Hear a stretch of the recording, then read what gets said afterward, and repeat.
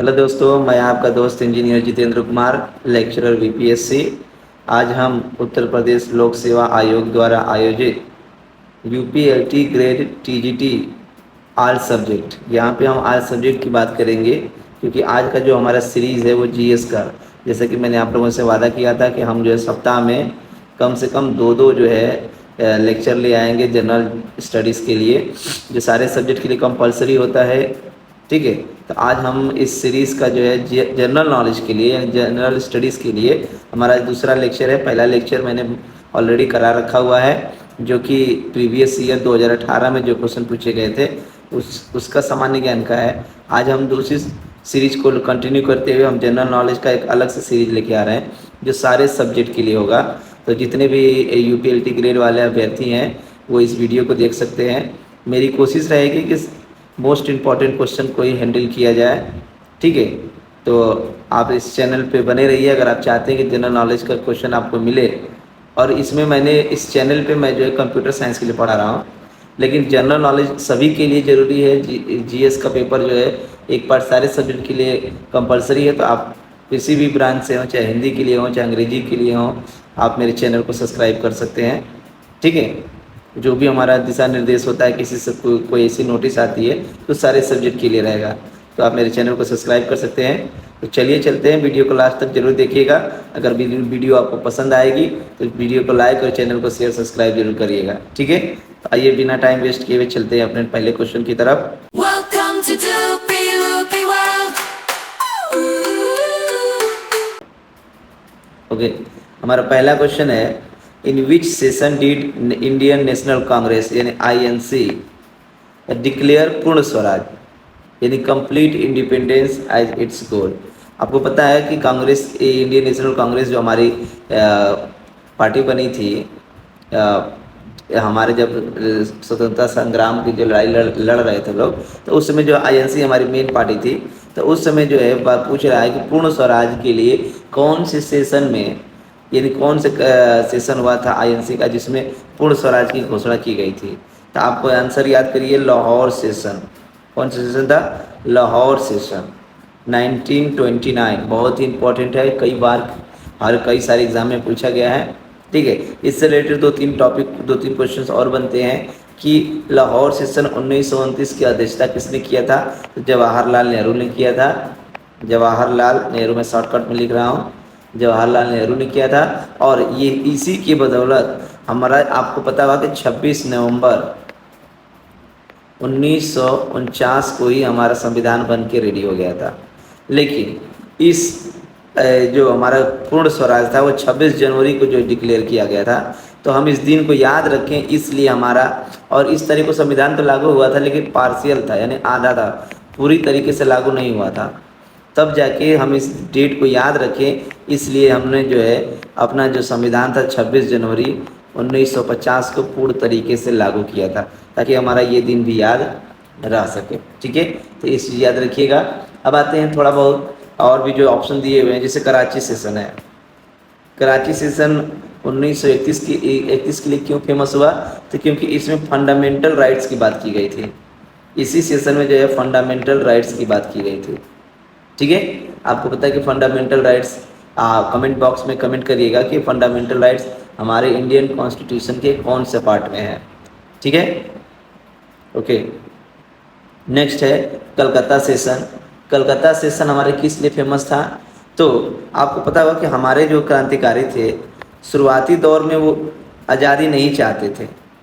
ठीक है, वो चाहते थे कि हमारे देश को एक डोमिनियन स्टेटस बना दिया जाए, like similar to self government, ऐसा कॉलोनियल टाइप का था, जैसे कि ऑस्ट्रेलिया कनाडा जैसे देशों में चलता था। एक डोमिनियन स्टेटस था जिसमें खुद के लोग जो है इसमें क्या करेंगे, शासन करेंगे।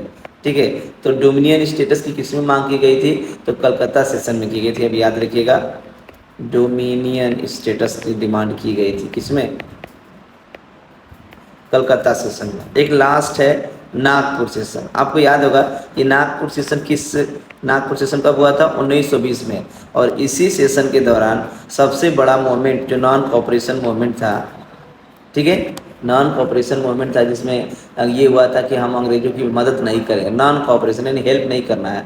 गांधी जी ने जो इसका अध्यक्षता की थी नॉन कोऑपरेशन मूवमेंट। तो कई बार क्वेश्चन पूछता है कि नॉन कोऑपरेशन मूवमेंट जो किस सेशन में इसको पारित किया गया था, तो नागपुर सेशन 1920 में। ठीक है। दूसरी चीज़, ये नॉन कोऑपरेशन मूवमेंट क्यों लागू किया गया था, तो बहुत सारे कारण थे, लेकिन मेन दो ही कारण थे। एक तो जलियांवाला बाग जो हुआ था 1919 में। ठीक है। उसके बाद रॉलेट एक्ट भी उसी में आया था 1919 में। ठीक है। और इसी के साथ जो है नॉन कोऑपरेशन के मूवमेंट के साथ ही एक हमारा मूवमेंट अलाइन हो गया था, जिसको खिलाफत मूवमेंट बोलते थे। खिलाफत मूवमेंट या इस खिलाफत मूवमेंट। ठीक है। आप इतनी चीज़ें एक क्वेश्चन से आप देख रहे हैं कि लगभग अगर आप एक क्वेश्चन पढ़ रहे हैं तो कम से कम आपका 4 से 5 क्वेश्चन 6 क्वेश्चन रेडी हो रहा है। ठीक है। मेरी कोशिश रहेगी कि आपको हर तरीके से सॉल्यूशन दिया जाए जितना मैक्सिमम पॉसिबल हो सकता है। ठीक है। ओके। अब हमारा अगला क्वेश्चन है, the ancient city Kanyakubja is a modern day equivalent to which city in Uttar Pradesh. ये पुरानी सिटी का नाम था कन्याकुब्जा। कई बार ये स्पेशल यूपी से क्वेश्चन है। ठीक है। तो उसको किस नाम से जानते थे, तो ये नाम आप देख कुब्जा करके है ना, तो कन्नौज से रिलेटेड है। किससे रिलेटेड है, कन्नौज से है। तो कन्याकुब्जा ये जो है पुराना नाम था किसका, कन्नौज का। अयोध्या में आपको पता है, एक अयोध्या किसके लिए फेमस है, राम मंदिर के लिए फेमस है। वाराणसी आपका उत्तर प्रदेश का बहुत ही इंपॉर्टेंट शहर है। ठीक है। इसमें काशी विश्वनाथ मंदिर भी है, काशी विश्वनाथ टेम्पल भी है। ठीक है। 80 घाट भी यहीं फेमस होता है। ठीक है। और देव दीपावली भी यहीं मनाई जाती है। बहुत सारे ऐसी चीज़ें, क्योंकि हम लोग बनारस के रहने वाले हैं, तो काफ़ी चीज़ें पता रहती है। देव दीपावली भी यहीं मनाई जाती है। ठीक है। तो ये हमारा बनारसी फेमस है। कानपुर आपका पता है चमड़ा उद्योग के लिए फेमस है। तो ये चीज़ें आपको पता होनी चाहिए। ठीक है। आइए हमारा अगला क्वेश्चन की तरफ चलते हैं। क्वेश्चन नंबर 3 है, who was the founder of Mauryan empire. Mauryan empire का जो है मतलब किसने स्थापना की थी, इसका राइट आंसर होगा चंद्रगुप्त मौर्य। ये भी इम्पोर्टेंट क्वेश्चन है। ठीक है। इसी ने जो चंद्रगुप्त मौर्य ने जो है विष्णुगुप्त, जिसको कौटिल्य बोलते हैं, कौटिल्य, या इसी का पुराना, इन्हीं का पुराना नाम क्या है, विष्णुगुप्त। विष्णुगुप्त, या इन्हीं को एक नाम से और जानते हैं क्या, चाणक्य। चाणक्य।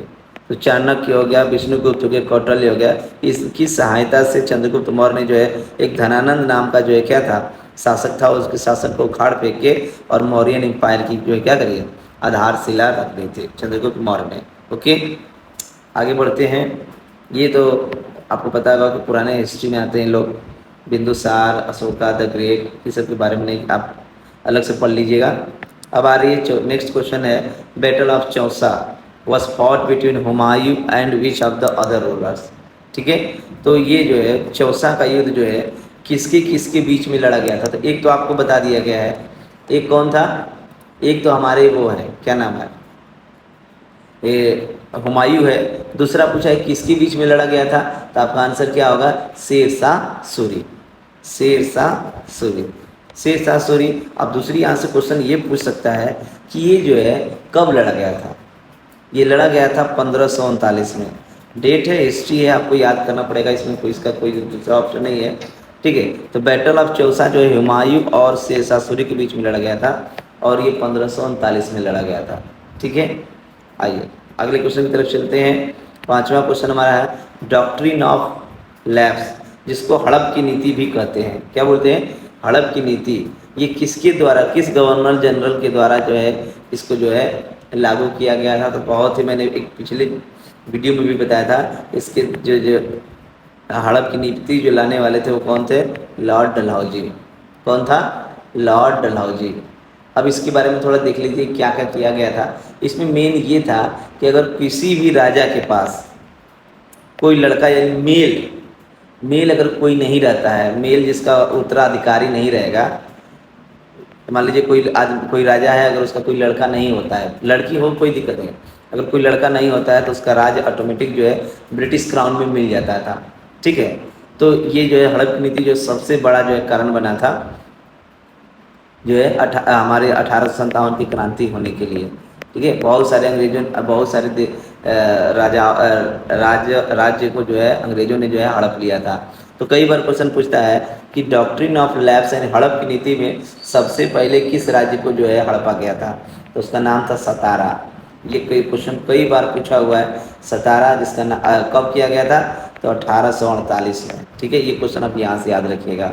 ठीक है, और उसके बाद जो है एक और जो सबसे इम्पोर्टेंट है झांसी, जो कि पूरा इतिहास इसके लिए फेमस है। झांसी को भी इन लोगों ने जो है क्या किया था?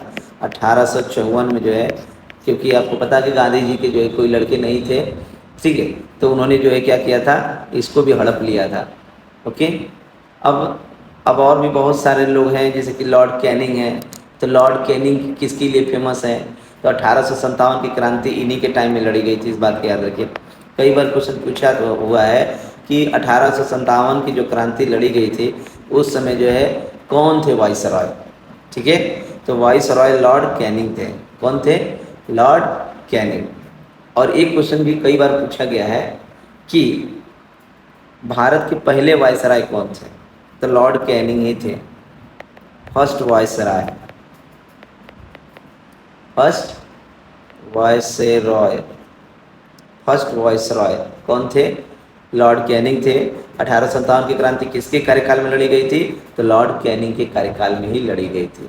ठीक है, इतना क्वेश्चन आप लॉर्ड कैनिंग से याद कर सकते हैं। लॉर्ड वेजली का तो ज़्यादा वो नहीं है, बस ये जो है एक ही चीज़ के लिए लॉर्ड वेजली फेमस था।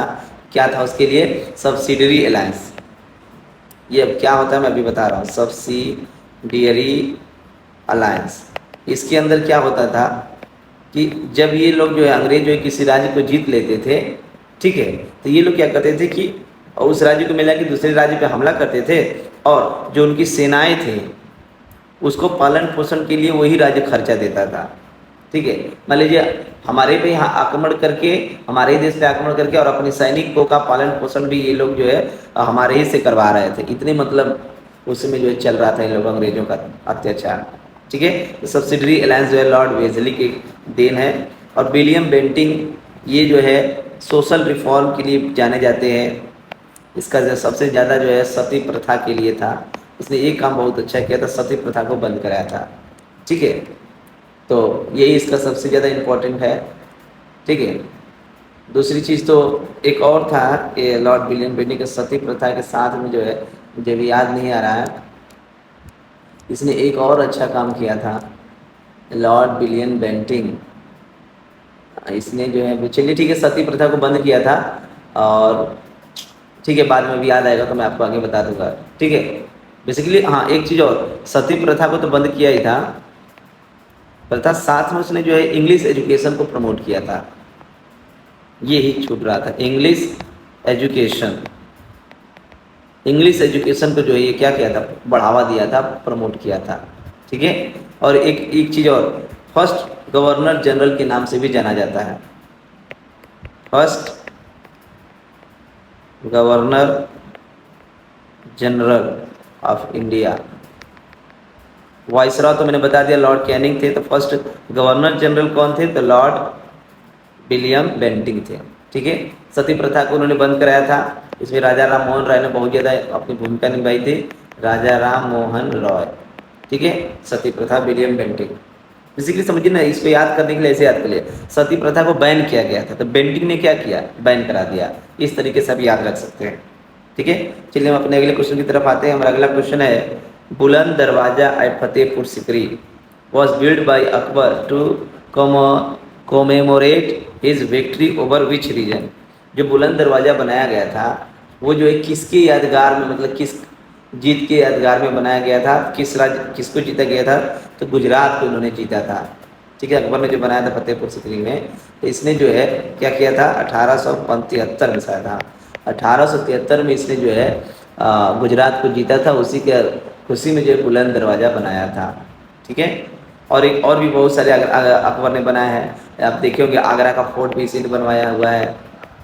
आगरा फोर्ट भी हमारा अकबर ने ही बनवाया हुआ है। ठीक है, और इसी में जो है वो बोलते हैं ना, आगरा के फोर्ट में दीवाने, खास दीवाने आम करके कुछ स्ट्रक्चर बने हुए हैं। ठीक है, हमें ज़्यादा नहीं जाना है। हाँ, कई बार पूछता है कि फतेहपुर सिकरी में क्या क्या मतलब बना हुआ है। तो एक तो बन गया है बुलंद दरवाज़ा, कई बार क्वेश्चन पूछता है कि फतेहपुर सीकरी में अकबर ने जो की क्या क्या बनवाया हुआ है। तो पहला तो बुलंद दरवाज़ा बनाया हुआ है, दूसरा क्या बनाया हुआ है, जामा मस्जिद बनाया हुआ है, मस्जिद बनाया हुआ है, ठीक है। एक पंच महल भी बनाया हुआ है, पंच महल, ठीक है। और मैंने दीवाने खास दीवाने मैंने बता ही दिया था, ठीक है। अब इससे ज़्यादा कुछ नहीं है। चलिए अब आगे बढ़ते हैं, आते हैं हमारे अगले क्वेश्चन की तरफ। अगला क्वेश्चन है, which article of the Indian constitution empower the president to impose the president rule in a state. मतलब किसी भी राज्य में राष्ट्रपति शासन लागू करने के लिए प्रेसिडेंट को कौन सा भारत संविधान का आर्टिकल जो है अलाउ करता है। इसका सबसे राइट आंसर होगा क्या, आर्टिकल 356। आर्टिकल 356 ये प्रेसिडेंट रूल के नाम से जाना जाता है, प्रेसिडेंट रूल, ठीक है। और वही आर्टिकल 352 की बात करें तो ये नेशनल इमरजेंसी के नाम से जाना जाता है, नेशनल इमरजेंसी। हालांकि एक चीज़ और कई बार पूछता है कि प्रेसिडेंट रूल कितने साल के लिए, मतलब उसकी मैक्सिमम ड्यूरेशन क्या है। तो मैक्सिमम 3 ईयर्स है, मैक्स जो है 3 साल तक लगा सकते हैं, और हर 6 महीना पे लगती है, ठीक है। एक बार लगाएंगे तो 6 महीने के लिए लगेगी, और ऐसे करते करते मैक्सिमम 3 साल के लिए आप लगा सकते हैं। नेशनल इमरजेंसी के लिए 352 और आर्टिकल 360 ये फेमस हमारी है किसके लिए, फाइनेंशियल इमरजेंसी, फाइनेंशियल इमरजेंसी। और आपको बता दें कि आज तक भारत में कभी भी फाइनेंशियल इमरजेंसी नहीं लगी है। कई बार क्वेश्चन पूछता है which emergency can not be imposed in India till now. तो फाइनेंशियल इमरजेंसी, प्रेसिडेंट रूल तो बहुत सी कॉमन बात है। नेशनल इमरजेंसी भी कई बार लगी हुई है, एक इंदिरा गांधी के टाइम में भी आप देखेंगे बहुत फेमस लगी हुई थी इमरजेंसी, एक मूवी भी इस पर बनी हुई है, ठीक है। तो अब 356 में क्या होता है, अगर प्रेसिडेंट रूल लगता है तो पूरा कंट्रोल सेंट्रल गवर्नमेंट के पास चली जाती है, और उसके बिहाफ में राज्य कौन करता है, तो गवर्नर करता है, ठीक है। नेशनल इमरजेंसी लगने के बहुत सारे कारण हैं। अगर किसी भी देश में लॉ एंड ऑर्डर बिगड़ता है तो पूरा का पूरा प्रेसिडेंट के हाथ में चला जाता है, ठीक है। मैक्सिमम ने बताया 3 साल के लिए लगती है, इससे ज़्यादा काम नहीं लगा सकते हैं। और इमरजेंसी से भी 2-3 सवाल पूछा जाता है, ठीक है। कौन से आर्टिकल इंडियन कॉन्स्टिट्यूशन जो फंडामेंटल राइट्स होते हैं इमरजेंसी के दौरान सस्पेंड नहीं होते हैं, ठीक है। तो हमारा जो है आर्टिकल 20 एंड 21 ये कभी भी सस्पेंड नहीं हो सकते हैं, ठीक है। तो कोई क्वेश्चन पूछेगा कि कौन से आर्टिकल सस्पेंड नहीं हो सकते हैं, तो 20 और 21 आर्टिकल किसी भी इमरजेंसी में सस्पेंड नहीं हो सकते हैं। और कौन सा आर्टिकल ऑटोमेटिकली सस्पेंड हो जाता है, ऑटोमेटिकली, मतलब जैसे इमरजेंसी लगी ये जो है आर्टिकल 19 अपने आप ख़त्म हो जाता है। बाकी जो फंडामेंटल राइट्स है प्रेसिडेंट चाहे तो उनको सस्पेंड कर सकता है और चाहे तो नहीं कर सकता है, ठीक है। इतना चीज़ आपको पता होना चाहिए इमरजेंसी के बारे में, ओके। चलिए अगला टॉपिक को अगले क्वेश्चन पे चलते हैं। हमारा अगला क्वेश्चन है द कॉन्सेप्ट ऑफ, क्या बोल रहा है, अच्छा एक चीज़ और यहीं पे एक लाइन छूटा हुआ है, अभी याद आ गया। नेशनल इमरजेंसी अभी तक जो है 3 बार लग चुकी है। मैंने बोला ना कि फाइनेंशियल इमरजेंसी तभी एक बार भी नहीं लगी है, प्रेसिडेंट रूल तब कई बार पता नहीं कितने स्टेटों में लग चुका है, लेकिन नेशनल इमरजेंसी अभी तक जो है 3 बार लग चुकी है। एक 1962 में, कब, जब इंडिया चाइना का वार हुआ था, इंडिया चाइना का जब वार हुआ था तब हुआ था। एक 1971 में जब इंडिया पाकिस्तान का युद्ध हुआ था, इंडिया पाकिस्तान वार जब हुआ था। और एक हमारी लगी थी कब, जब 1975 जो मैंने अभी बताया था ना, इंदिरा गांधी के टाइम में लगी थी। इंदिरा गांधी के टाइम में जो है ये नेशनल इमरजेंसी लगी थी, ये बहुत ही विवादित इमरजेंसी रही थी, ठीक है। तो ये चीज़ आप याद रखिएगा, इससे ज़्यादा क्वेश्चन नहीं आ सकता है, ठीक है, इमरजेंसी पे। चलिए अब अगले क्वेश्चन पे आते हैं। और अगला क्वेश्चन क्या था कि the concept of welfare state is included in which part of the Indian constitution. तो ये हमारा DPSP में आता है, किस में आता है, DPSP में, ठीक है, the directive principle of state. DPSP।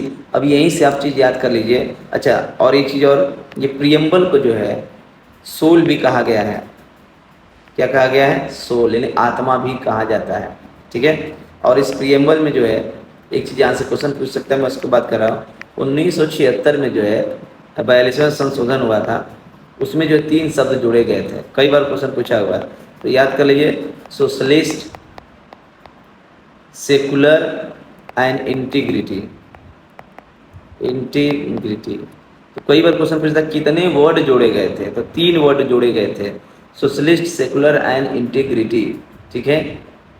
अब आते हैं DPSP में। ये हमारे संविधान के पार्ट नंबर किस में पाया जाता है? 4 में पाया जाता है। पार्ट नंबर 4 में पाया जाता है। आप इसका अगर आर्टिकल नोट करना चाहें तो 38 से लेके 51 तक होती है। फंडामेंटल ड्यूटीज़ यहीं पे 51A तक चलती है। फंडामेंटल राइट्स की बात करें तो ये जो है मैंने आपसे पूछा भी था, चलिए बता भी देते हैं। ये हमारे पार्ट नंबर 3 में पाई जाती है और 12 से लेके 35 तक रहती है। ठीक है, 12 से लेके 35 तक रहती है फंडामेंटल राइट्स। ठीक है। अब आ जाइए अगले टॉपिक पे चलते हैं। हमारा अगला टॉपिक है, मतलब अगला क्वेश्चन है, who administer the oath of a office to the president of India. मतलब राष्ट्रपति को जो है ओथ मतलब शपथ कौन दिलाता है। ठीक है, तो ओथ कौन दिलाता है? Chief justice of India. ठीक है, वही अगर बात कर लें तो chief justice of high court, ये किसको शपथ दिलाते हैं? तो ये दिलाते हैं गवर्नर को। गवर्नर को शपथ दिलाने का काम किसका होता है? Chief justice of high court of respective state, मतलब जिस स्टेट के गवर्नर होते हैं उसको जो है ये क्या करते हैं? शपथ दिलाते हैं। नेक्स्ट हमारा क्वेश्चन है कि 74th constitutional amendment act is related to which of the following. ठीक है, 2 बहुत इंपॉर्टेंट जो है संविधान संशोधन हुए थे। एक तो 73rd था, एक हमारा था 74th।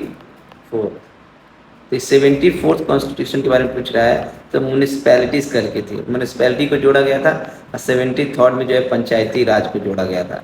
ये इंपॉर्टेंट है, आप याद रखिएगा। ठीक है। और एंटी डिफेक्शन लॉ तो आपको पता होगा 10वें आर्टिकल में पाया जाता है, 10वें शेड्यूल में पाया जाता है, ये शेड्यूल नंबर 10 में पाया जाता है, कई बार पूछा गया है 10th शेड्यूल। ऑफिशियल लैंग्वेज की बात करें तो ये 8वें में पाई जाती है, 8वें शेड्यूल में। अच्छा, हाँ एक चीज़ बहुत कन्फ्यूजिंग करती है कि 8वें शेड्यूल में तो पाई जाती है, अब पार्ट कौन सा होता है? तो 17वां पार्ट होता है, इस बात को याद रख लीजिएगा। ठीक है, पंचायती राज का 9th पार्ट में है, अब म्यूनिसपैलिटीज़ वाले का जो है 9th A पार्ट है।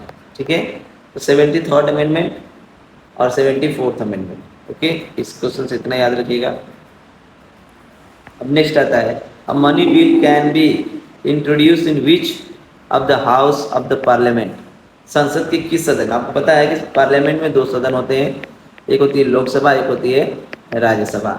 इसको लोअर हाउस बोलते हैं, इसको अपर हाउस बोलते हैं। तो जो मनी बिल यानी जो पैसे से रिलेटेड जो बिल होता है तो किस हाउस में जो इंट्रोड्यूस किया जा सकता है? तो हमारे पहले केवल और केवल लोकसभा में होती है। यहाँ पे आर्टिकल होती है 110। ठीक है। हाँ, एक चीज़ और होती है कि लोअर हाउस, मतलब लोअर हाउस यानी लोकसभा में आने से पहले इसमें प्रेसिडेंट का प्रायर जो है परमिशन लिया जाता है, prior notice to the president.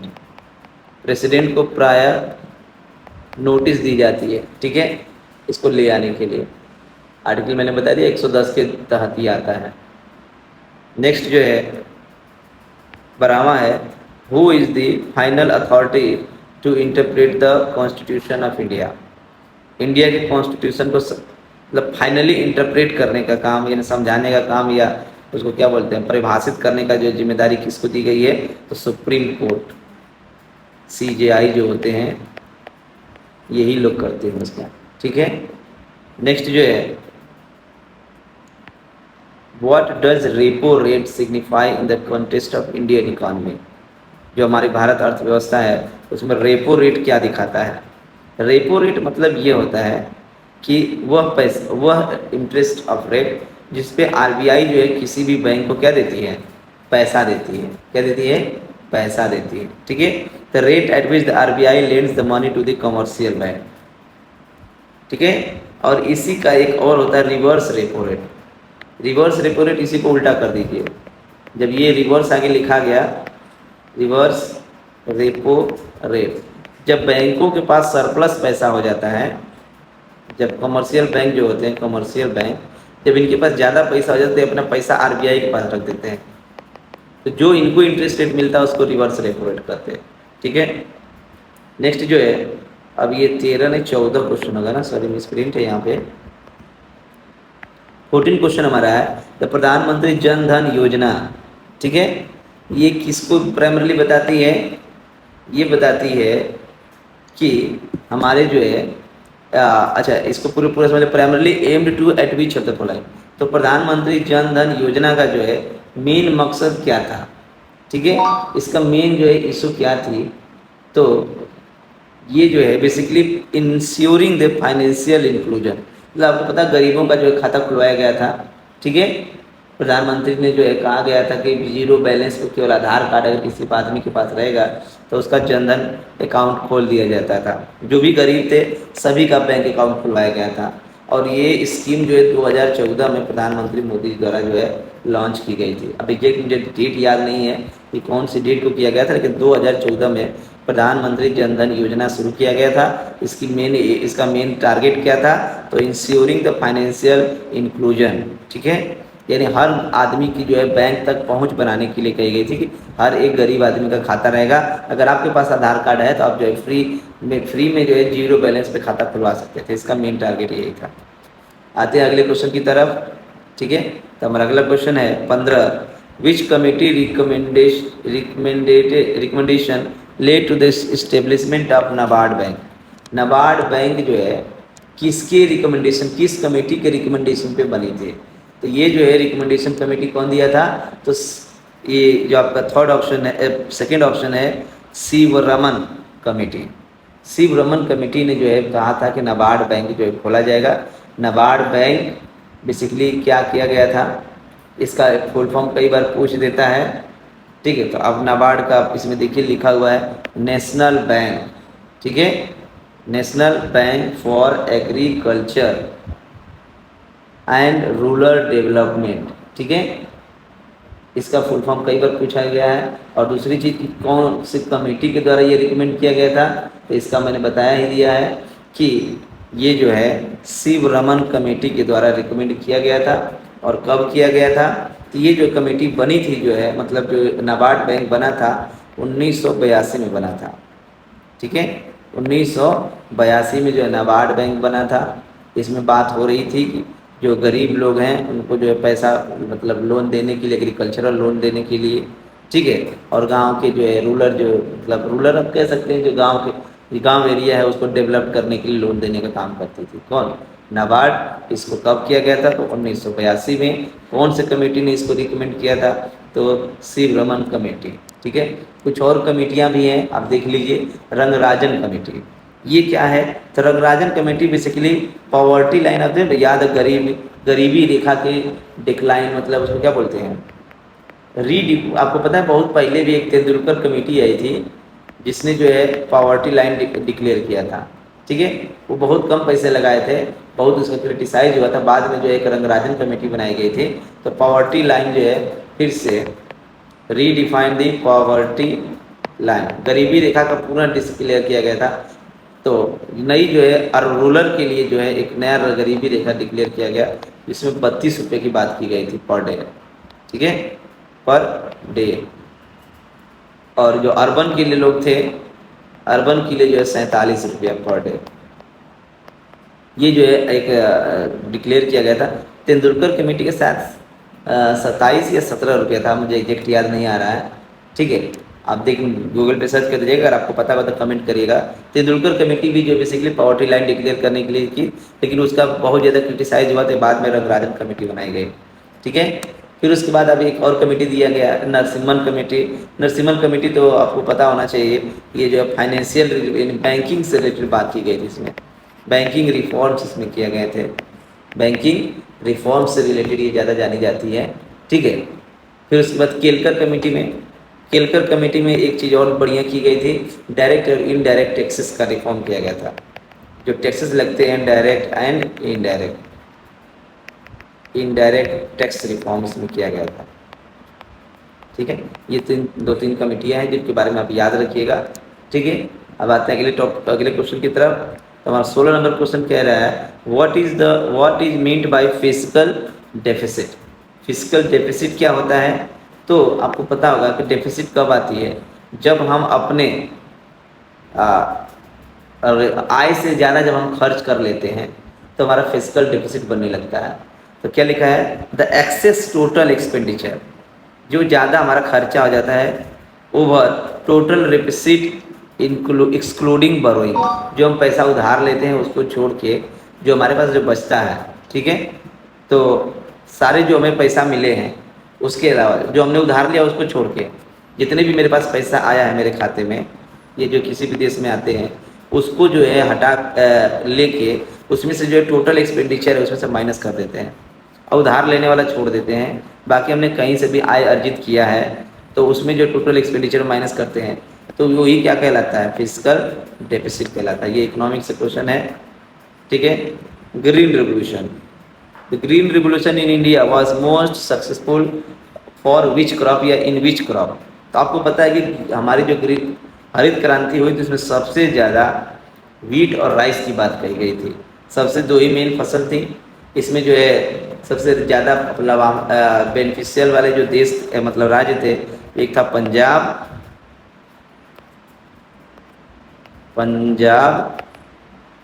और एक हमारा था वेस्टर्न यूपी, मतलब यूपी कह लीजिए चाहे इसमें डाल लीजिए वेस्टर्न यूपी। ये जो दो राज्य थे सबसे ज़्यादा बेनिफिट इसमें हुआ था। ठीक है, और कई बार क्वेश्चन पूछा गया है कि हरित क्रांति के पिता कौन कहे जाते हैं, कहाँ पे, भारत में। दो लोग हैं, एक भारत का पूछ देता है तो आप भारत का क्या नाम बताएंगे, MS स्वामीनाथन। क्या बताएंगे, MS स्वामीनाथन, MS स्वामीनाथन। ठीक है, और अगर मतलब पूरे वर्ल्ड लेवल पे बात करें तो उसमें जो थे डॉक्टर नॉर्मन ई बोरलॉग। आप बस ऐसे याद कीजिए, बोरलॉग भी अगर आप याद रखेंगे तो ज़्यादा सही है। ये कहाँ के रहने वाले थे, तो भाई ये USA के रहने वाले थे और इनको जो है 1970 में जो है क्या दिया गया था, नोबेल पीस प्राइज़ दिया गया था। नोबेल पीस प्राइज़ किसके लिए, हरित क्रांति के लिए। तो आपको बस यहाँ से दो ही क्वेश्चन याद रखने हैं। ठीक है, कि हरित क्रांति में कौन कौन सी फसल थी, तो गेहूँ था और चावल था। कौन से राज्य जो है कि कौन से राज्यों को फायदा हुआ था, तो पंजाब और यूपी के लोगों को हुआ था। हरियाणा भी उसमें था, कुछ पार्ट में था। भारत में जनक कौन कहे जाते हैं हरित क्रांति के, तो MS स्वामीनाथन कहे जाते हैं। अगर वर्ल्ड की बात करें तो वर्ल्ड लेवल पे तो डॉक्टर नॉर्मन बोरलॉग थे। ठीक है, इससे ज़्यादा क्वेश्चन नहीं आएगा। आइए हमारे अगले क्वेश्चन पे चलते हैं। Which of the following Indian state has the longest coastline. ठीक है, अब आप देख लीजिए भारत का जो ये जो कोस्टली एरिया है, जो मतलब पानी से जो सटे हुए जो समुंदर से, उसमें सबसे ज़्यादा जो कोस्टल लाइन किसके पास है, तो सबसे ज़्यादा जो है गुजरात के पास है। किसके पास है, गुजरात के पास है। ठीक है, इसमें सबसे ज़्यादा जरूरी जो होता है गल्फ ऑफ कच्छ है, गल्फ ऑफ खम्बत है, यहाँ पे जो है कोस्ट लाइन एरिया है और यहीं पे सबसे ज़्यादा मतलब मछली का मतलब वो भी होता है इंडिया में पकड़ी जाती है, गुजरात में। ठीक है, तो सबसे ज़्यादा कोस्ट लाइन किसके पास है, गुजरात के पास है। और भी बहुत सारे क्वेश्चन अगर हम कोस्ट लाइन को हटा दें तो तटीय क्षेत्र जो है भारत का सबसे ज़्यादा किस देश के साथ लगता है, तो बांग्लादेश के साथ लगता है। बांग्लादेश के साथ सबसे ज़्यादा टेरेस्ट्रियल या तटीय क्षेत्र जिसको बोलते हैं, टेरेस्ट्रियल जो है सबसे ज़्यादा लगता है। लगभग ये 4096 या 97 किलोमीटर का रहता है। ये भी क्वेश्चन आप याद कर लीजिएगा। ठीक है, आगे बढ़ते हैं क्वेश्चन नंबर 19 पे। The saddle peak is the highest peak point of which union territories. ये हाईएस्ट सैडल पीक है। सैडल जहाँ भी वर्ड मिलेगा तो समझ लीजिए अंडमान निकोबार की बात कर रहा है। किसकी बात कर रहा है, अंडमान निकोबार की बात कर रहा है। और भी एक पुदुचेरी है, लद्दाख है, अभी हाल ही में जो है जम्मू कश्मीर का जो है, आपको पता है कि स्पेशल स्टेटस वाला था जम्मू कश्मीर, लेकिन बाद में जो है इसको जो है इसमें 2019 में जो है इसको क्या किया गया था, अगस्त, शायद महीना अगस्त था, इसमें जो है 2019 में जो है जम्मू कश्मीर को जो है लद्दाख में और श्रीनगर में जो है जम्मू कश्मीर में 2 यूटी में तोड़ दिया गया था। लक्षद्वीप भी आपका है। बस हमको जहाँ पे शेड्यूल दिखाई दे आप अंडमान निकोबार मार दीजिएगा, ठीक है। चलिए अगले क्वेश्चन की तरफ चलते हैं। हमारा अगला क्वेश्चन है, through which of the following state does the tropic of cancer passes. आपको पता होगा कि हमारे यहाँ से जो है ट्रॉपिक ऑफ कैंसर जो रेखा है वो 8 स्टेट से होकर गुजरती है।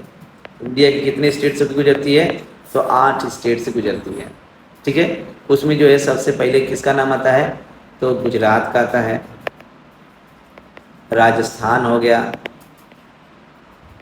एमपी हो गया, मध्य प्रदेश हो गया, मध्य प्रदेश के बाद छत्तीसगढ़ आ जाता है, छत्तीसगढ़ आ गया, फिर उसके बाद झारखंड आ गया, झारखंड के बाद जो वेस्ट बंगाल आ गया, फिर त्रिपुरा आ गया, मिजोरम आ गया, मिजोरम, ठीक है।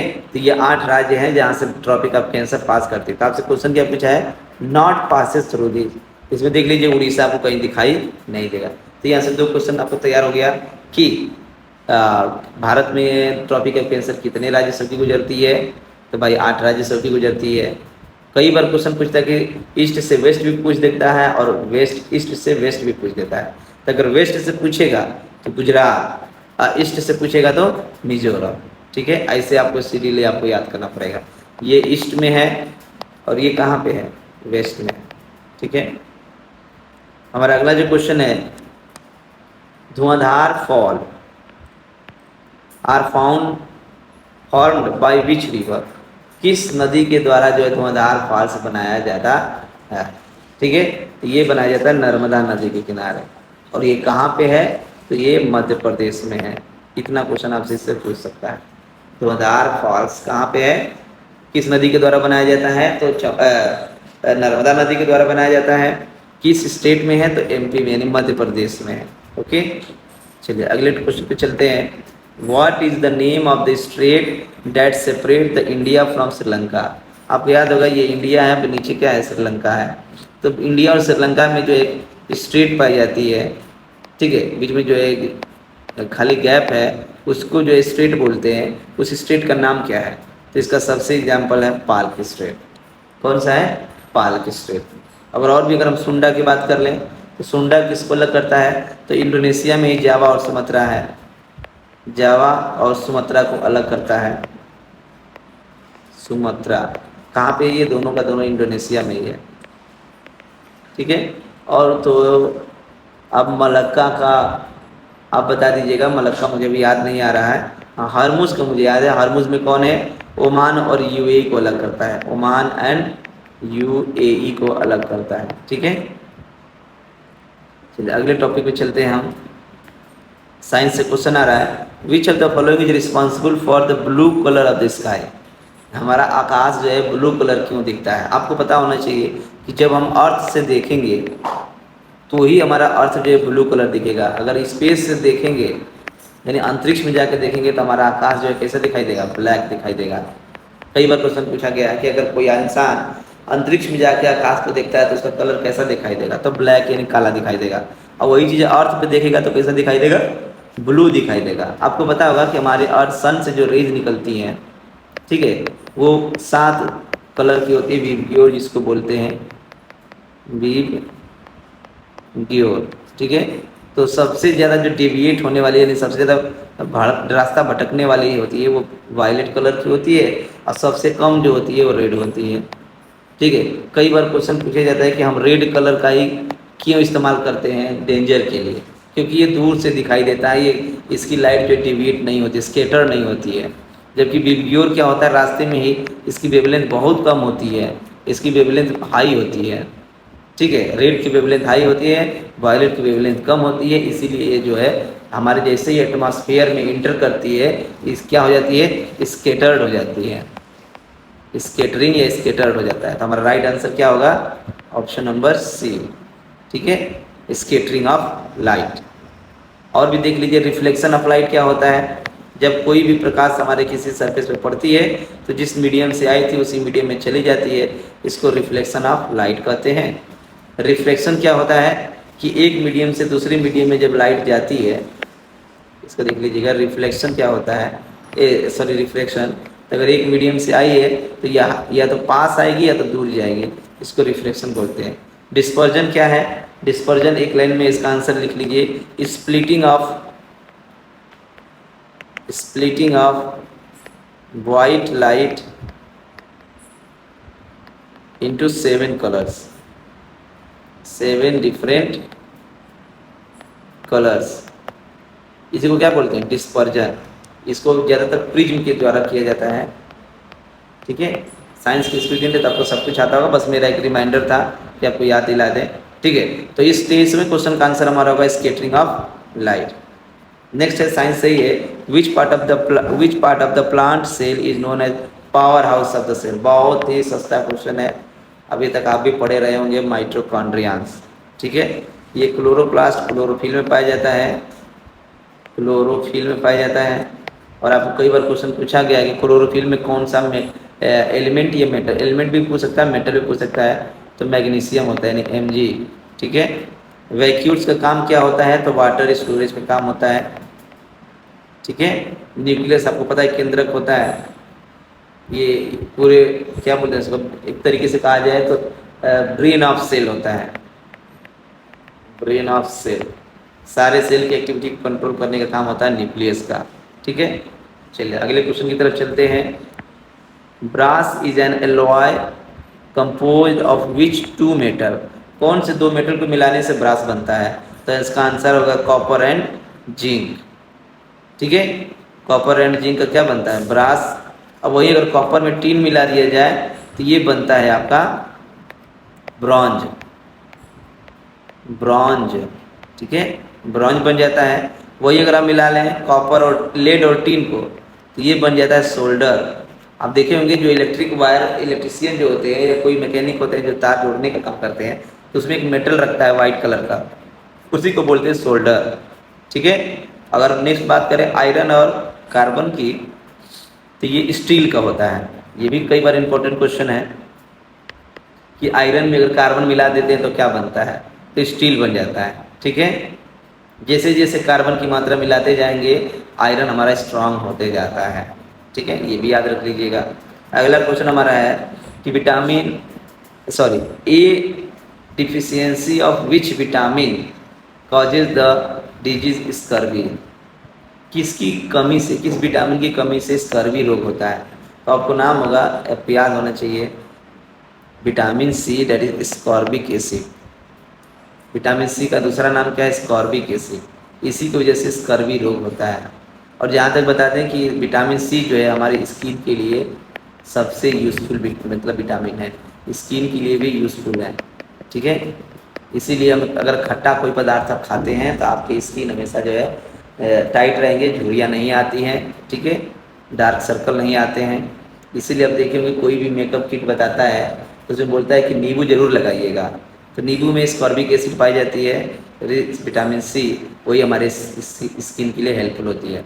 विटामिन ए से जो है इसको जो है रेटिनॉल भी कहते हैं, रेटिनॉल भी कहते हैं। इसके नाइट ब्लाइंडनेस, इस विटामिन की कमी से जो है क्या होती है, नाइट ब्लाइंडनेस होती है। विटामिन डी जो है हमको बाय डिफ़ॉल्ट नेचर से भी मिल जाता है, इसको अलग से लेने की ज़रूरत नहीं है।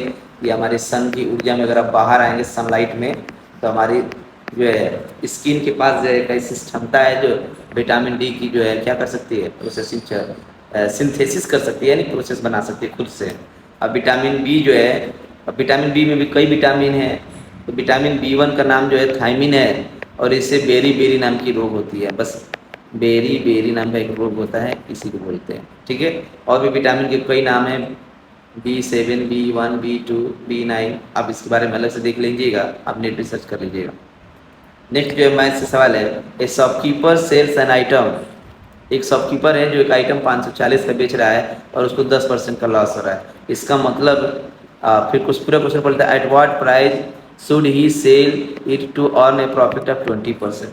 मतलब कि कोई मान लेते हैं सामान 100 रुपये का रहा होगा, ये 100% का रहा होगा, तो अगर 10% का लॉस हुआ है, 90% का सामान अगर बेचा है तो उसका प्राइस कितना हुआ है?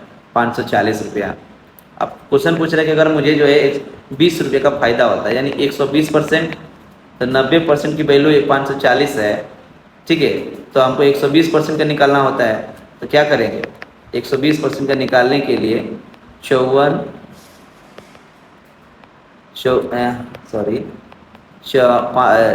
जीरो, फिर नीचे लिख देंगे 90 और 120 का गुना कर देंगे।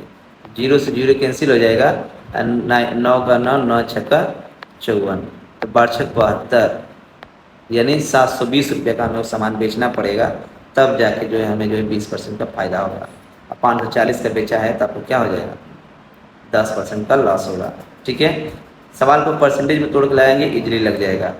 नेक्स्ट कह रहा है कि average of 7 consecutive odd number is 21, what is the largest number of these number. अच्छा, इस सवाल को लगाने के लिए मैं आपको एक लेंदी मेथड भी बताऊंगा, एक शॉर्टकट मेथड भी बताऊंगा। अब ध्यान से सुनिए, कंसेक्यूटिव नंबर है और कंसेक्यूटिव में भी क्या है? ऑड है। कंसेक्यूटिव क्या होते हैं? मतलब अगर 3 है तो 3 के बाद 4 ही आएगा। ये क्या होते हैं? 5 आएगा, 5 के बाद क्या आएगा? 6 आएगा, 6 के बाद क्या आएगा? 7। इसको कंसेक्यूटिव नंबर बोलते हैं। कौन सा नंबर बोलते हैं? कंसेक्यूटिव नंबर बोलते हैं। एक आता है अल्टरनेटिव नंबर। अल्टरनेटिव नंबर ये क्या होते हैं? 3 के बाद 4 नहीं आएगा, क्या आएगा?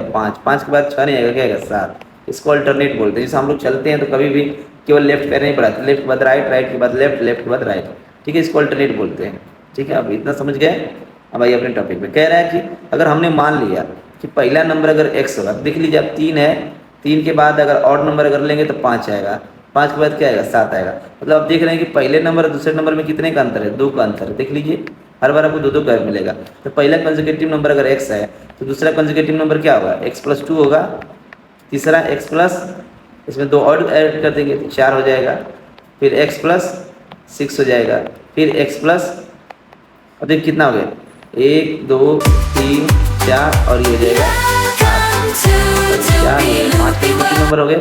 इन सभी को सम करिए तो देखेंगे 1 2 3 4 5 5x हो जाएगा प्लस, अब इसको जोड़ेंगे तो 8 और 6 14, 14 4 18, 18 2 20, ये हो जाएगा 20। कितना हो जाएगा? 20। अब नीचे क्या करेंगे? तो अब 5 नंबर का सम है तो कितना कर लेंगे? 20 कर लेंगे।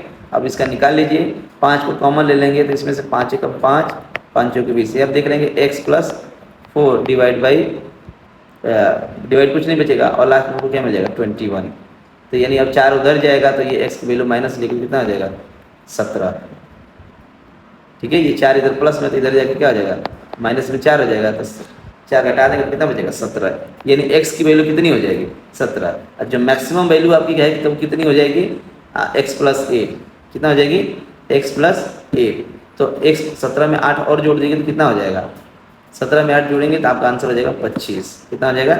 25 हमारा राइट आंसर है, ठीक है। अब आते हैं शॉर्टकट पे बात करते हैं। जैसे ही आपको पता चले कि 5 कंसेक्यूटिव नंबर हैं, कितने नंबर हैं? 5 बोले, चाहे वो ऑड बोले चाहे इवन बोले, मैटर नहीं करता है। चाहे इवन बोलेगा चाहे ऑड बोलेगा, 5 बोलेगा तो करना कुछ नहीं है, आप जो है x को x लिख लीजिए, ठीक है, और 5 में से 1 हटा दीजिए तो कितना हो जाएगा? 4। यही आपका एवरेज नंबर हो जाएगा, जितना भी एवरेज नंबर आएगा। वही अगर 10 बोल दे, 10 कंसेक्यूटिव नंबर बोल दे, ऑड में बोल दे चाहे इवन में बोल दे, तो आपका आंसर क्या हो जाएगा? x+10 बोला है तो क्या हो जाएगा? 9। यही आपका जो है एवरेज नंबर हो जाएगा। देखिए ना कितना शॉर्ट ट्रिक से लग जा रही है। इस तरह से आप डायरेक्ट, जो मैंने इतना लंबा प्रोसेस लगाया है और x+4 निकाला था, आप एक शॉर्ट ट्रिक भी निकाल ले रहे हैं, ठीक है। इसको याद रखिएगा। नेक्स्ट हमारा जो क्वेश्चन है, if the length of the rectangle is increase by 20% and its breadth is decreased by 10%, what will be the net percentage change in area? Okay, तो रेक्टेंगल का एरिया निकालना है, तो एरिया क्या निकलती है? एरिया निकलती है L इंटू वी, यानी एक बार ये प्लस हो रहा है एक बार माइनस हो रहा है, तो करना कुछ नहीं, इसका एग्रीगेट परसेंटेज निकालिए तो 20 + -10, ठीक है। अब आगे क्या होता है? माइनस, ये क्या लिखेंगे? L इंटू बी, जितना मतलब बढ़ा हुआ है, और 100 से क्या करेंगे? भाग दे देते हैं। ठीक है, तो आप देख लीजिए आपको ओवरऑल क्या मिलेगा 10%। ठीक है, अब क्या बोल रहा है, अब यहाँ पे देखिए बढ़ा हुआ परसेंटेज कितना आ रहा है, तो 20 गुणे 10 डिवाइड बाई 100। अब 1 से 1 कटा देंगे, 1 से 1 कट जाएगा, कितना हो जाएगा आप देखेंगे तो ये 10, 0 से 0 कैंसिल हो जाएगा, कितना हो जाएगा 2, 2 घटा देंगे 2%, यानी टोटल जो है 8% इंक्रीज हो जाएगा। माइनस में तो है नहीं, तो हमारा 2% का क्या हो जाएगा इंक्रीज हो जाएगा। हालांकि 20% बढ़ा था, 10% घट भी गया, उस केस में हम एग्रीगेट परसेंटेज निकालते हैं। ठीक है, तो अगर प्लस वाला है तो प्लस, माइनस में वाला तो माइनस। अगर प्लस में अगर रहता दोनों, तो अगर देख लीजिए एक प्लस में एक माइनस में, तो निगेटिव साइन आ जाएगा। और एल जितना बड़ा हुआ लेंथ और जितना बी बड़ा हुआ पूरा लिखेंगे, तो 20 और 10।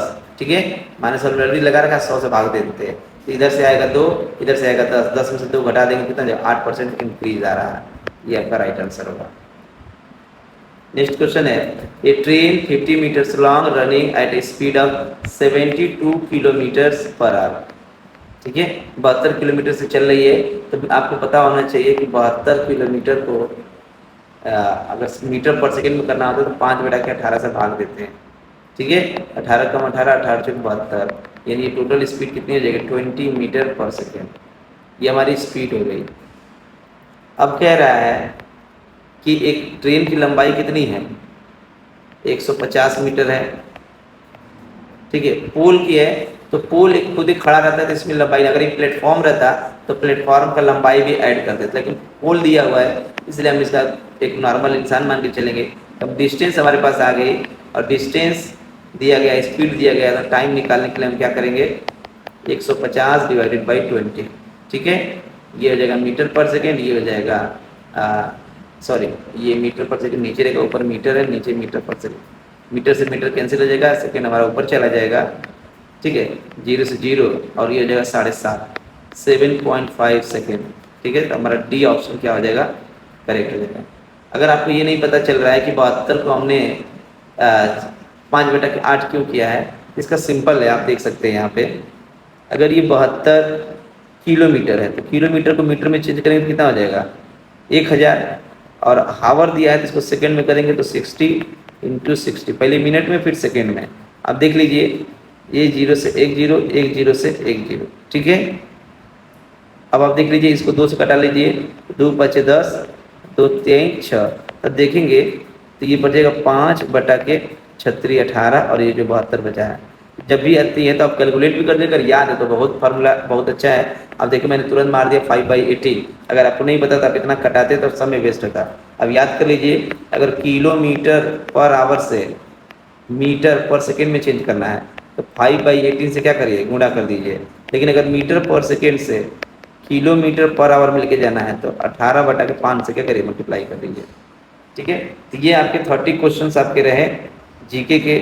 ऐसे ही इंपॉर्टेंट क्वेश्चन हम आपको लेते आते रहेंगे।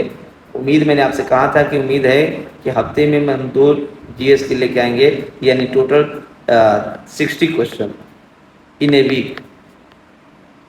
ठीक है, हम हर वीक में जो हर सप्ताह में जो 60 क्वेश्चन आपके लिए लेकर आएंगे।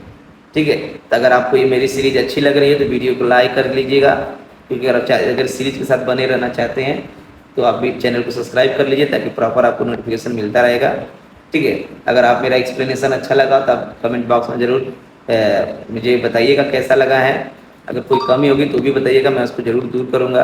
ओके, तो चलिए आपको लास्ट तक वीडियो में बने रहने के लिए बहुत बहुत धन्यवाद। चलिए मिलते हैं अगले सीरीज में, तब तक के लिए bye bye, take care, thank you. to